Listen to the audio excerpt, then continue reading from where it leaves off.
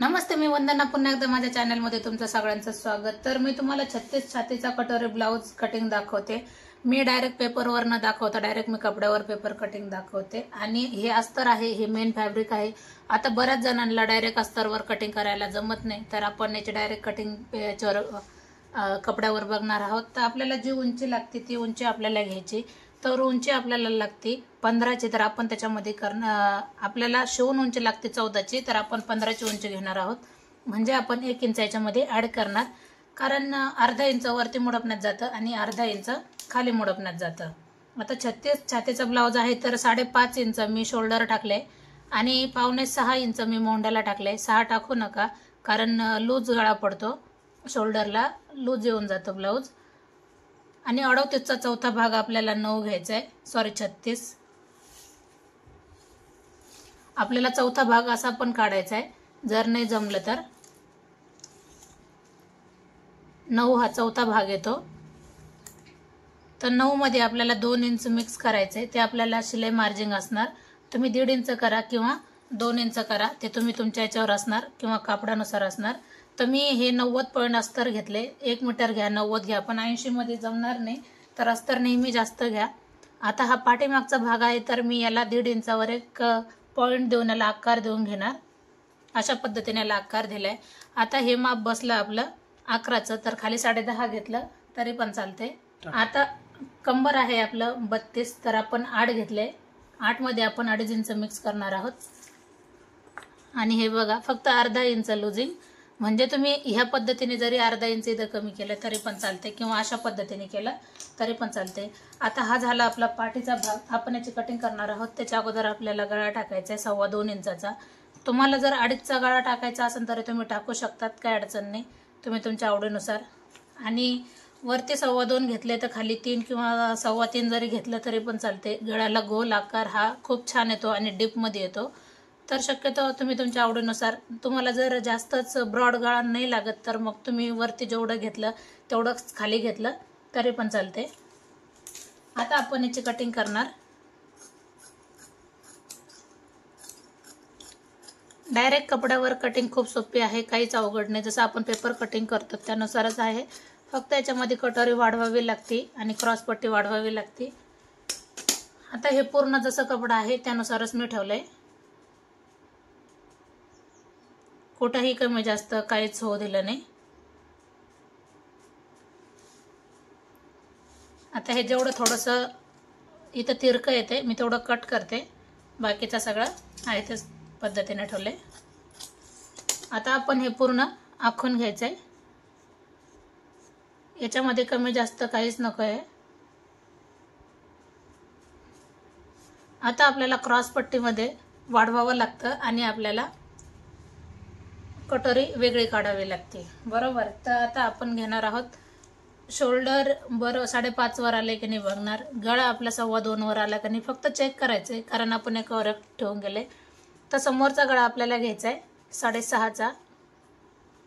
2.25 वरती आपण गळा टाकलाय. खाली मी जवळजवळ 2.5 पावणे 3 घेतले. गोल गळा हा व्यवस्थित येऊन जातो कटोरीसाठी.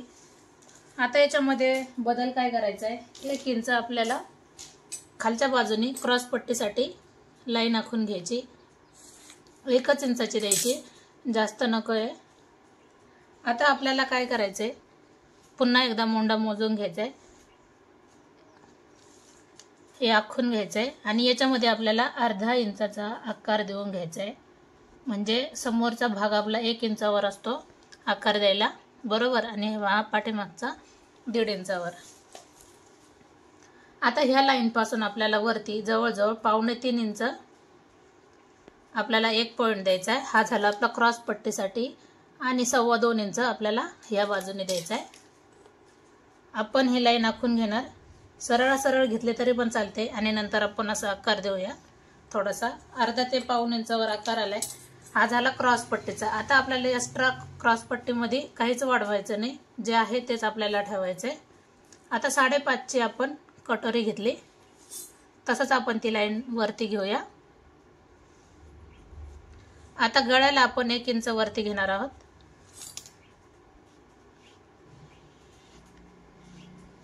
आणि अशा पद्धतीने आपण कटोरीला आकार देणार, किंवा हा भाग मोजून आपल्याला 2.5 बसतोय की नाही आपल्याला ते एक चेक करावं लागतं.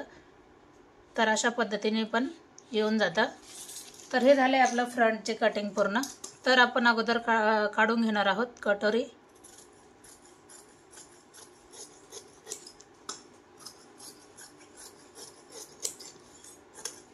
सिंपल पद्धतीने तुम्हाला सांगण्याचा प्रयत्न केलाय. खूप सोपी पद्धत आहे. फक्त याच्यामध्ये वाढवायचं आहे कशामध्ये तुम्हाला मी हे पण सांगितलंय. फक्त आपल्याला क्रॉस पट्टीमध्ये आणि बदल काय करायचा आहे, आपल्याला कटोरी वेगळी काढायची.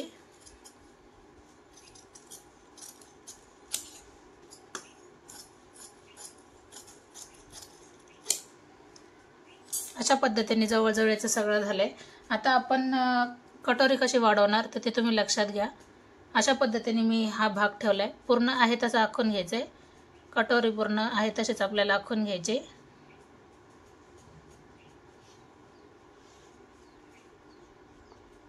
आता ही लाईन अगोदरची होती, ह्या लाईनकडे जाऊ नका. आपण याचा मध्यंतर काढणार आहोत.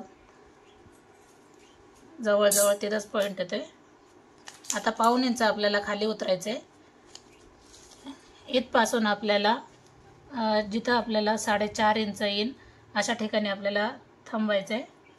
आणि असं आपल्याला जवळजवळ 1.5 इंच बाहेर काढायचंय. ह्या बाजूने ही 1.5 इंच बाहेर काढायचंय.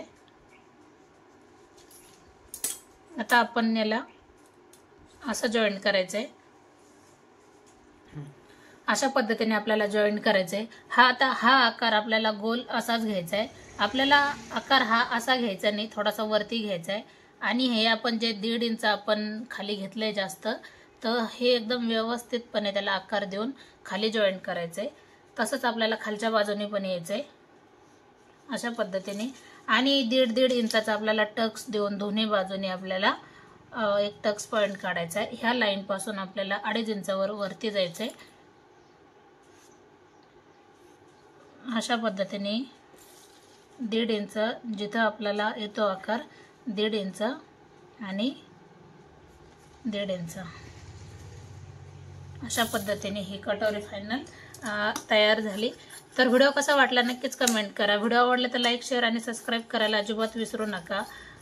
तर तुम्ही कंटिन्यू पाहिल्याबद्दल धन्यवाद. आता आपण याची कटिंग करणार आहोत मेन फॅब्रिकवर. कशा पद्धतीने कटिंग करायची तर कंटिन्यू करा.